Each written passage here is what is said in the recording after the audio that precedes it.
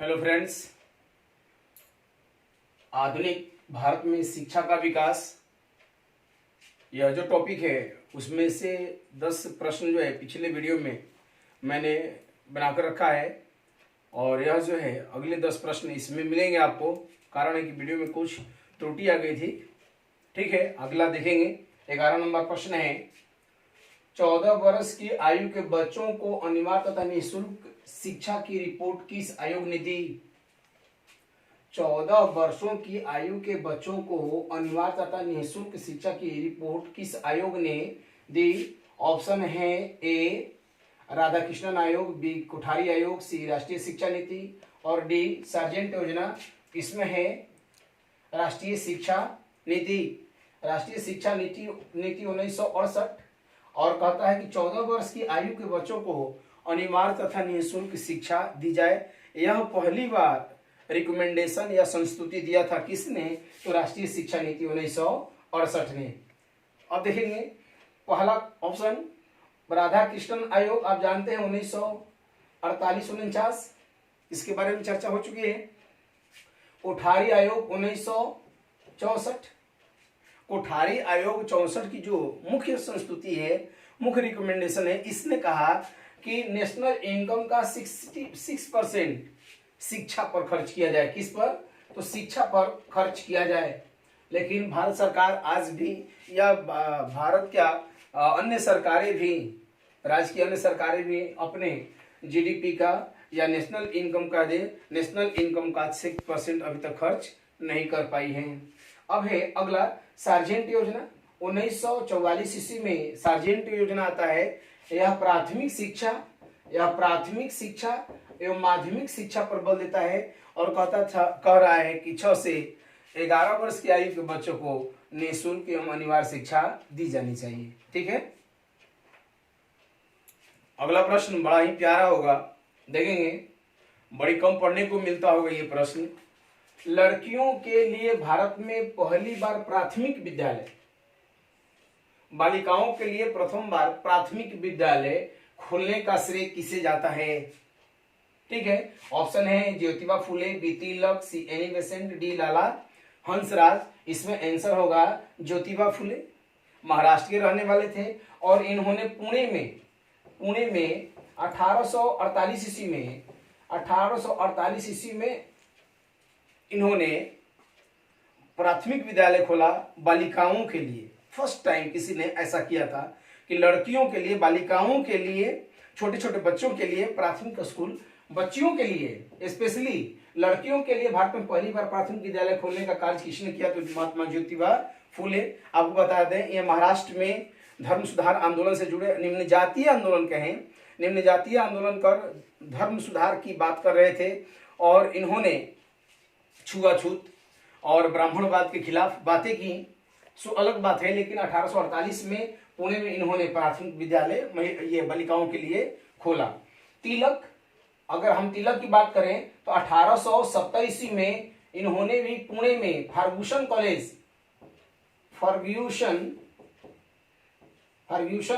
खोलना। ठीक है, एनी बेसेंट ने 1898 ईस्वी में बनारस में सेंट्रल हिंदू कॉलेज जो आगे चल करके BHU बनारस हिंदू विश्वविद्यालय के नाम से जाना गया, इन्होंने खोला। लाला हंसराज ने 1886 ईस्वी में लाहौर में डीएवी कॉलेज की स्थापना की, लाला हंसराज ने। ठीक है, अगला प्रश्न है एनसीईआरटी का गठन कब किया गया? एनसीईआरटी का गठन कब किया गया? ऑप्शन है ए 1961, 1964, 1986, डी 1995। आंसर है 1961। एनसीईआरटी, अगर हम देखें एनसीईआरटी तो national council of education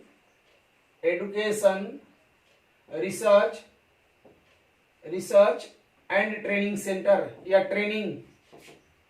research training, NCERT 1961 में गठन किया गया और इस एनसीईआरटी का अध्यक्ष होते हैं भारत सरकार का मानव संसाधन विकास मंत्री या फिर कह दें शिक्षा मंत्री, जो वर्तमान में रमेश पोखरियाल हैं, इसके अध्यक्ष होते हैं। और एनसीईआरटी का काम है कि किताबें छापना और पाठ्यचर्या तैयार करना, ठीक है। और एनसीईआरटी की किताबें इतनी ऑथेंटिक होती हैं कि पूरे भारत में कहीं पर भी मान्य है और जनरली 10 क्लास तक सीबीएसई के लड़कों इसी एनसीईआरटी के बुकों को, सीबीएसई के लड़कों को इसी एनसीईआरटी की बुकें पढ़ाई जाती हैं। और आपको बता दें इतने सहज भाव में लिखी जाती हैं, इतने गहरा भाव लेकर के लिखी जाती हैं एनसीईआरटी की किताबें, जिसको पढ़ने पर मतलब लोगों को अच्छा लगता है। और आपको बता दें जितने भी स्टैंडर्ड की तैयारी करने वाले लड़के हैं, पढ़ने वाले लड़के हैं, चाहे वो विज्ञान की किताब हो, सोशल साइंस की किताबें हों या अन्य किताबें हों, हर परीक्षा के लिए ये उपयोगी होता है, ठीक है। 1964 में कोठारी आयोग, जैसे कि पिछले आप ये क्वेश्चन देखे कोठारी आयोग, ठीक है। 1986 में नवीन शिक्षा नीति आई थी, नवीन शिक्षा नीति 1986। और इस नवीन शिक्षा नीति के तहत प्राथमिक शिक्षा का सार्वभौमिकरण की बात किया गया, सबको प्राथमिक शिक्षा मिलनी चाहिए, यह व्यवस्था लगाया गया। कब? 1986 ईस्वी में नवीन शिक्षा नीति। 1995 का भी अपना महत्व है। 1995 ईस्वी से ही भारत के स्कूलों में मध्याह्न भोजन योजना, MDM मध्याह्न भोजन योजना की शुरुआत की गई, यानी स्कूलों में बच्चों को टिफिन के टाइम में भोजन दिया जाता है सरकार की ओर से। कब से? तो 1995 से या 95 से, ठीक है। अगला प्रश्न देखेंगे, शिक्षा को समवर्ती सूची में किस संविधान संशोधन द्वारा जोड़ा गया?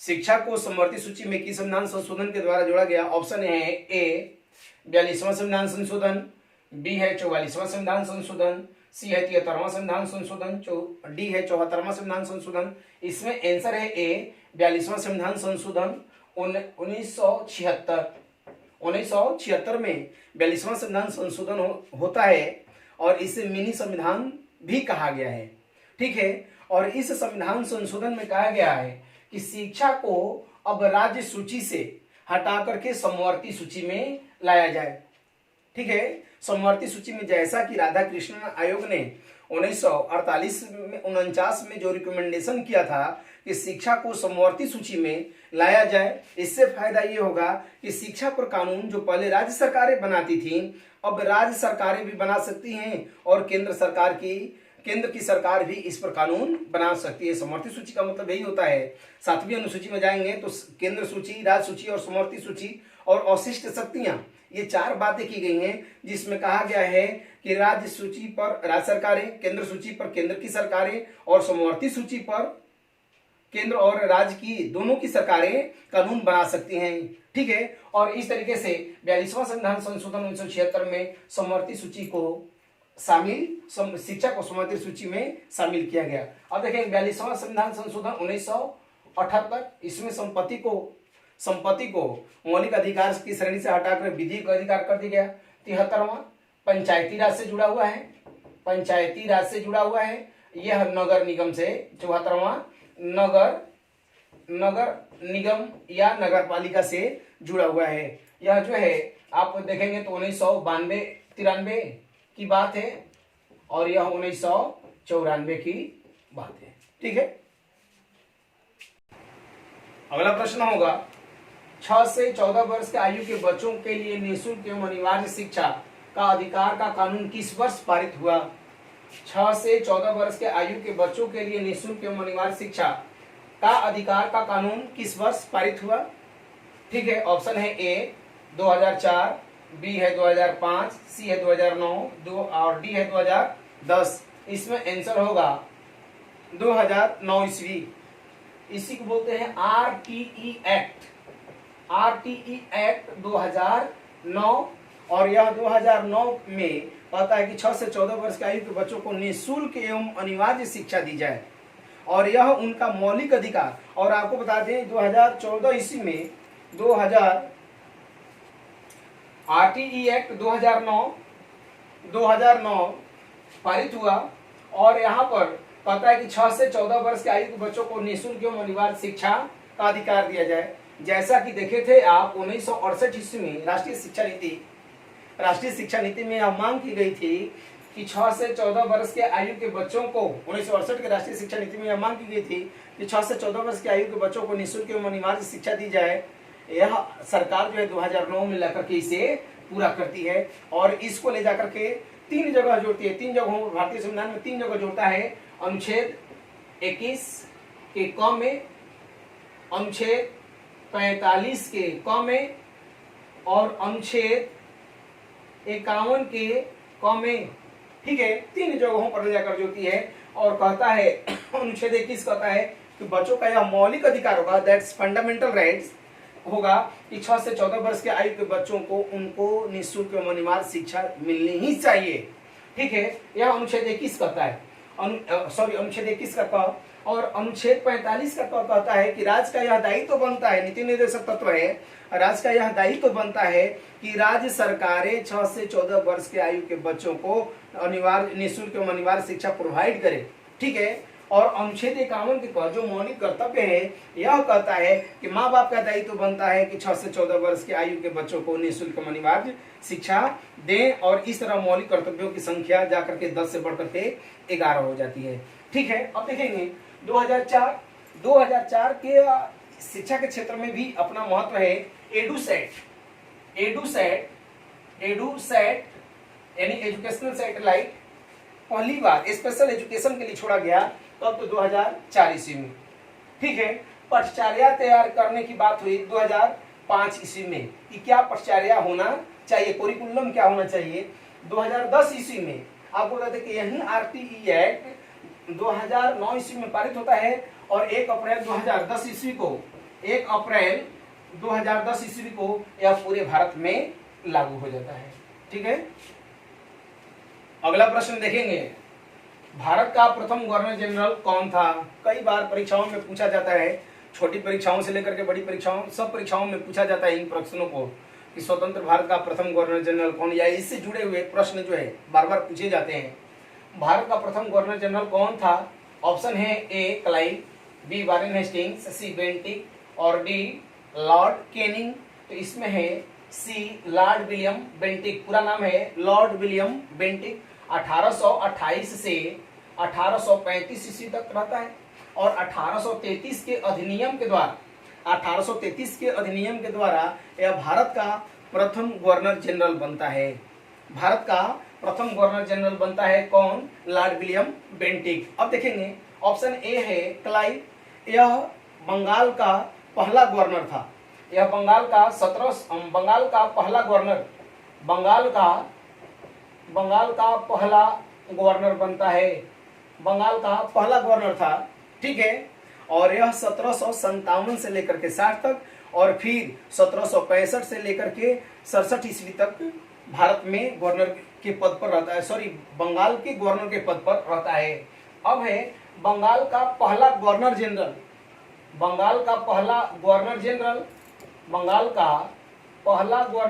कौन था, तो वारेन हेस्टिंग्स बंगाल का पहला गवर्नर जनरल वारेन हेस्टिंग्स 1784 से लेकर 1774 से लेकर के 86 ईस्वी तक। ठीक है, या 85 तक ही देता है, 85 तक। ठीक है, और भारत का पहला governor general Lord William Bentinck. ठीक है, भारत का अंतिम गवर्नर एवं प्रथम वायसराय, भारत का अंतिम गवर्नर जनरल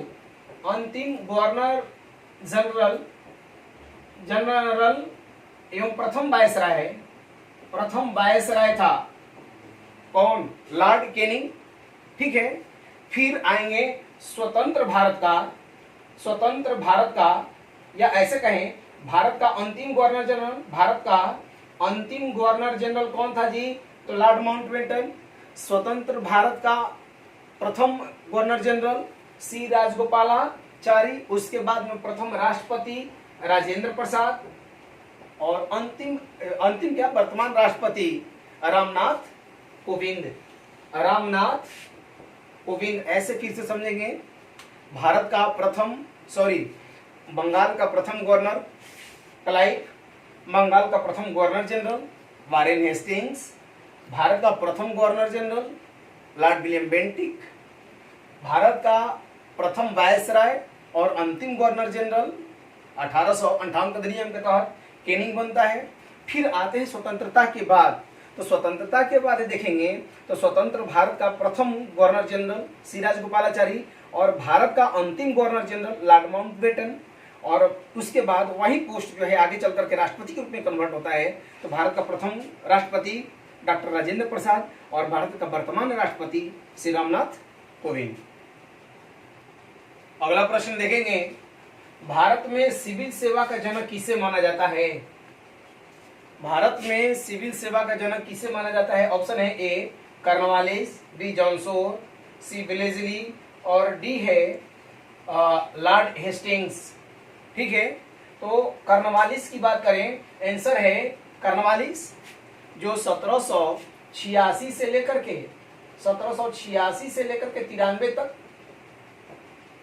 1786 से 1793 ईस्वी तक ये गवर्नर रहता है और सिविल सेवा का जनक माना जाता है। इसके अलावा भारत में पुलिस सेवा का जनक, अस्थाई बंदोबस्त या जमींदारी व्यवस्था, अस्थाई बंदोबस्त का जनक भी माना जाता है किसको? लॉर्ड कॉर्नवालिस को। ध्यान रखेंगे, सिविल सेवा जिसे भारतीय प्रशासनिक व्यवस्था का इस्पात का चौकट कहा जाता है। इसी सिविल सेवा को इस्पात का चौकट कहा जाता है और इसका जनक माना जाता है भारत में किसको? लॉर्ड कॉर्नवालिस को। और पहली बार 1853 ईस्वी में आपको बता दें, 1853 ईस्वी में पहली बार भारत में सिविल सेवा की प्रतियोगिता परीक्षा की शुरुआत हुई। भारत में नहीं, सिविल सेवा के लिए पहली बार प्रतियोगिता परीक्षा की शुरुआत 1853 ईस्वी में होता है, जबकि भारत में 1923 ईस्वी में। खैर जो भी हो देखेंगे, कॉर्नवालिस को सिविल सेवा का जनक, पुलिस सेवा का जनक और अस्थायी बंदोबस्त। जॉनसोर मैसूर में अहस्तक्षेप की नीति अपनाता है। वेलेस्ली बंगाल का शेर बोलता है, अपने को बंगाल का शेर बोलता है। ठीक है, और इसके बाद बंगाल के शेर के अलावा वेलेस्ली ने सहायक संधि, सबसे ज्यादा चर्चा है इसका, सहायक संधि का जनक माना जाता है भारत में। फ्रांसीसियों के डर से भारत में सहायक संधि को अपनाने वाला कौन है? तो लॉर्ड वेलेस्ली। ठीक है, अब देखेंगे लॉर्ड हेस्टिंग्स 1813 से 23 ईस्वी तक इसने पिंडारियों का दमन किया, मराठा शासन का अंत किया। ये सारी बातें जो हैं किसके शासनकाल में हो रहा है? तो लॉर्ड हेस्टिंग्स के काल में। ठीक है, अगला प्रश्न है, निम्नलिखित में कौन सा कार्य लॉर्ड हेस्टिंग्स के काल में नहीं हुआ? लॉर्ड हेस्टिंग्स के काल में नहीं हुआ। ठीक है, क्वेश्चन गलत है जी। देखेंगे इसमें नहीं हुआ की जगह पर यहां पर ये होना चाहिए, निम्नलिखित में कौन सा कार्य लॉर्ड हेस्टिंग्स के काल में हुआ? तो आंसर होगा डी ऑल। सुधार लेंगे अपने यहां, डी ऑल। लॉर्ड हेस्टिंग्स के काल में कौन से कार्य हुए? तो डी ऑल।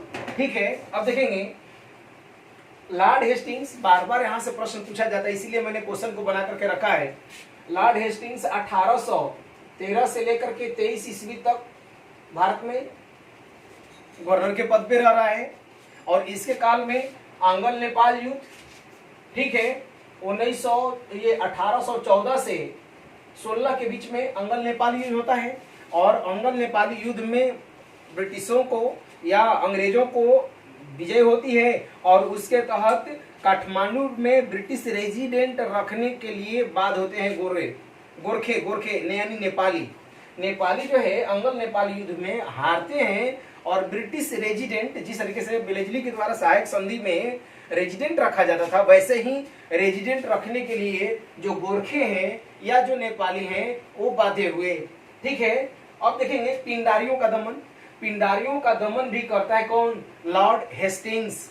पिंडारी जो मराठों का एक कदे सैनिक जैसे थे, लुटेरे थे, ठीक है, जिसमें हिंदू मुसलमान लिखता है कि जिसमें हिंदू मुसलमान सब शामिल थे, और ये मराठों की शक्ति का परिचायक थे, और इनका भी दमन किया किसने?